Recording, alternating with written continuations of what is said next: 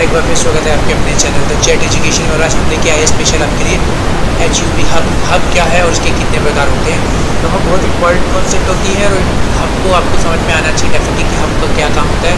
तो हब कई बार अपने मूवीज़ वगैरह में भी देखा हुआ हब का यूज़ किया जाता है कि यहाँ पे इसका हब है, हम यहाँ पे जाएंगे। तो ये जो हब्स होती है बहुत इंपॉर्टेंट होते हैं, तो उसके बारे में हम जानने वाले। प्लीज़ अगर चैनल पर यूट्यूब सब्सक्राइब जरूर कीजिए और पहले को दबाना बिल्कुल भूलें ताकि आने वाले आपको लेटेस्ट अपडेट में आप देखते रहें। और प्लीज़ लाइक शेयर कमेंट करना। आइए वीडियो को स्टार्ट करते समझते हैं थोड़ा हब के बारे में। देखिए, हब एक नेटवर्किंग डिवाइस है जिसका प्रयोग एक नेटवर्क में बहुत सारी डिवाइसेस को कनेक्ट करने के लिए किया जाता है। हब को रिपीटर भी कह सकते हैं। यह एक लेयर 1 डिवाइस होती है जो हब कम्युनिकेशन के लिए कंप्यूटर को आपस में जोड़ने का काम करती है। तो ये होता है आपका हब। आप समझते हैं इसके जल्दी। देखिए, हब एक बुद्धिमान डिवाइस नहीं होती क्योंकि इसके लॉजिकल और फिजिकल एड्रेस का आधार पर डेटा को फॉरवर्ड नहीं कर सकता। यह OSI model layer 1 physical layer में कार्य करता है। हब में बहुत सारे पोर्ट्स होते हैं। हब किसी भी पोर्ट से आने वाले डेटा पैकेट्स को अन्य सभी पोर्ट्स में भेज देता है।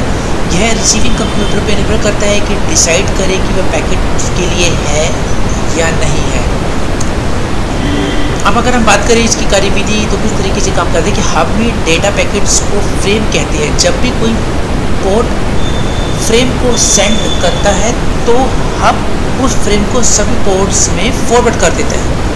अब जो हब है फ्रेम के टाइप को भी अलग अलग नहीं करता है, चाहे फ्रेम यूनिकास्ट हो या मल्टीकास्ट हो या ब्रॉडकास्ट हो। तो हब सभी फ्रेम को सभी पोर्ट्स में फॉरवर्ड कर देता है।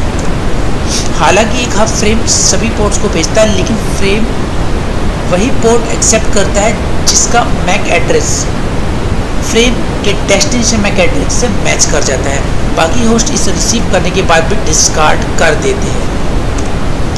अगर हमको कंप्यूटर 1 से कंप्यूटर 2 में डेटा भेजना है तो जैसे ही कंप्यूटर 1 डेटा भेजता है तो हब यह चेक नहीं करता है कि उसका डेस्टिनेशन क्या है। वह इन डेटा सिग्नलों को अन्य सभी कंप्यूटर पे भेज देता है, जो 2, 3, 4, 5, 6 जो भी कंप्यूटर हमारे कनेक्टेड होते हैं। और कंप्यूटर 2 इन डेटा सिग्नलों को ले लेता है और जबकि अन्य कंप्यूटर इसे डिस्कार्ड कर देते हैं।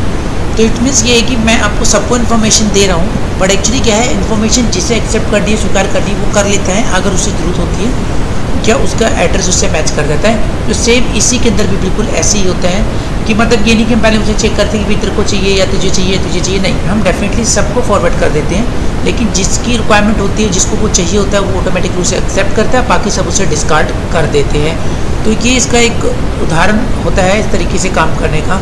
हब का प्रयोग लोकल एरिया नेटवर्क में विभिन्न कंप्यूटरों को स्टार या हायरार्किकल टोपोलॉजी में कनेक्ट करने के लिए किया जाता है।